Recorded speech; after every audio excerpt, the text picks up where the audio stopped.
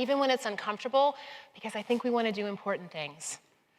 What I want you to reflect on is if you or someone you know has experienced one of the following 10 events prior to the age of being 18: emotional abuse, physical abuse, sexual abuse, feeling unloved or unwanted by your family, being afraid your basic needs might not get met, a divorce or separation of your caregivers, witnessing domestic violence in your home, someone with a substance abuse issue or a mental health issue in your home, someone in your home incarcerated, all prior to the age of 18.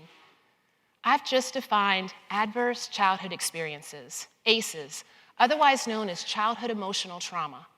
And it's a health risk that increases social problems in our community, raises our risk for disease, and can even shorten our lifespan. The Center of Disease Control names it as the prime determinant of health. And yet, unlike texting while driving or smoking cigarettes when we're young, for most of us, it's still an unknown epidemic. And yet 70% of the general population has had at least one of those events happen. That's 1,050 people in this room and about 7 people in your row. 1 out of 6 of us has had 4 or more of those events happen. And that's 240 people in this room and probably 1 or 2 people in your row. And yet we're not talking about it. Even though when it goes above a 4, some pretty hard statistics come about. At a 4, we're over 1,500% more likely to attempt suicide, over 550% more likely to become an alcoholic, COPD, liver disease, asthma. At a 6, we're more likely to die 20 years younger than our counterpart, at age 60 instead of age 80. And so we need to embrace what this silence costs us. I want to introduce you to Henry. At 18 months old, Henry moves into your community, and neighbors go to knock on his door, but they hear loud screaming and noise inside, and they look at each other and say, we do Crime Hood Watch and checking building maintenance, but I don't know if we're in for this. And so they walk away. At 2.5 years old, he goes to daycare, and they notice Mom has a bruise on her eye, and Henry's kind of aggressive in class. And they go, "Director, should we do something about this?" "No," she says. "We're in charge of good quality childcare, not this."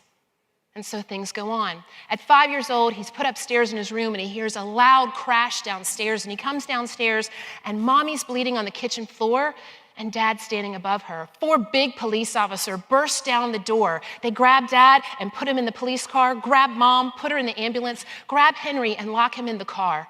A woman comes and taps on his window.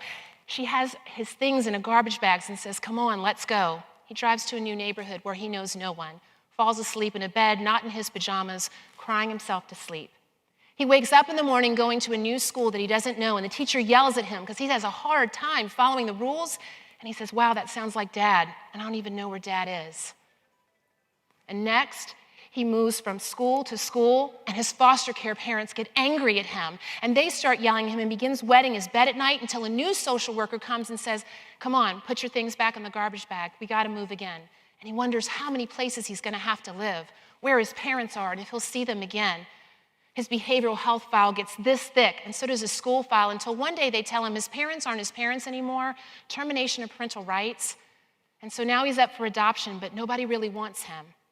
And so he's in his 10th foster care placement at 11 years old, and foster dad and foster mom are fighting, and he thinks, "I'm never going to watch someone put their hands on someone else again." And he steps in and he takes a swing, and the next thing he knows, he's in handcuffs in juvenile detention.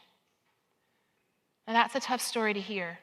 And what I want you to think about is 12 systems and 50+ people crossed Henry and his family's life, and yet no one thought it was their job to connect with them about that hard story.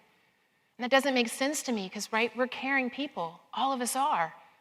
And so I wonder, maybe it's because we were taught it's not our role, it's not our place. Or maybe from a more hidden part of ourselves, we think that's Henry, that's his family. We can't change stuff like that. That's them and this is us. What I want you to hear today is this is not an us-them conversation. This is an all-of-us conversation. And if we choose to keep our story of silence, this epidemic's going to grow. And that feels uncomfortable, right? And if I'm doing this right, you feel uncomfortable because when we get uncomfortable, we grow, and that's a good thing.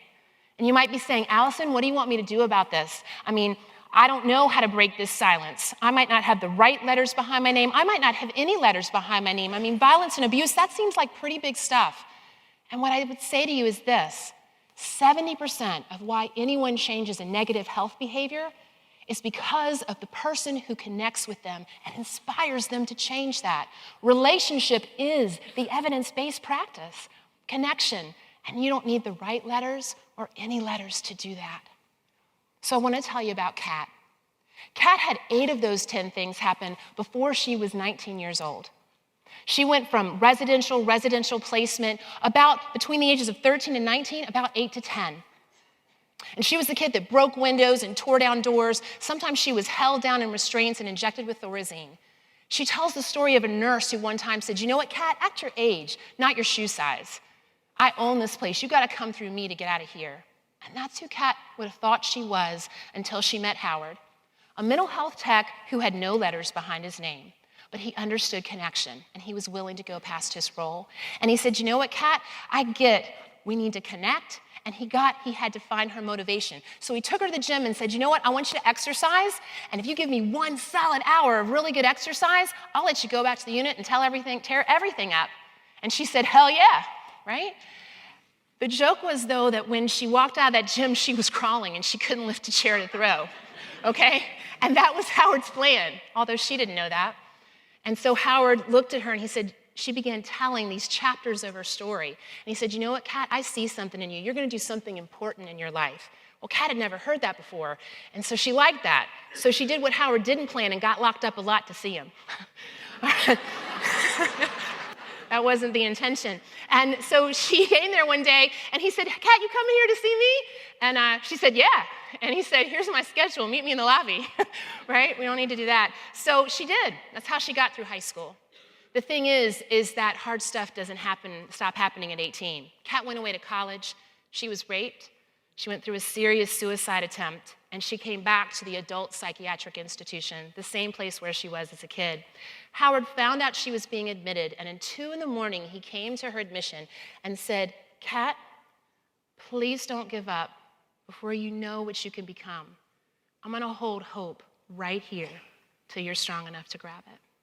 Right here. That was the last time Kat attempted suicide, the last time she was locked in a residential placement, and the first job she ever had was a psych tech on a unit like Howard's because she promised to pay that connection forward. Now, we're sitting here with 2 stories, and that's the intention. For centuries, stories have taught us how to make meaning. Dr. Brené Brown teaches us that we are hardwired for connection, and that one of our deepest fears is disconnection, that fear of not belonging.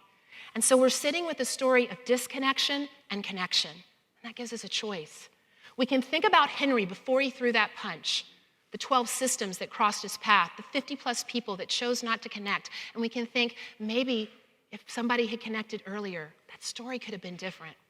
And we can think about Kat, because Kat might not be who you think, because Kat's story is my story. My nickname throughout school was Alley Cat. And if Howard had not made a decision to connect with a kid like me, I truly believe I would have been in an institution, dead, or probably in jail. And so we're not powerful enough to know who's had trauma and who hasn't. We're not powerful enough to know who makes it and who doesn't. But we're powerful enough to do 2 things. 1, teach someone else about childhood trauma as a health issue. And 2, make that risk of connection.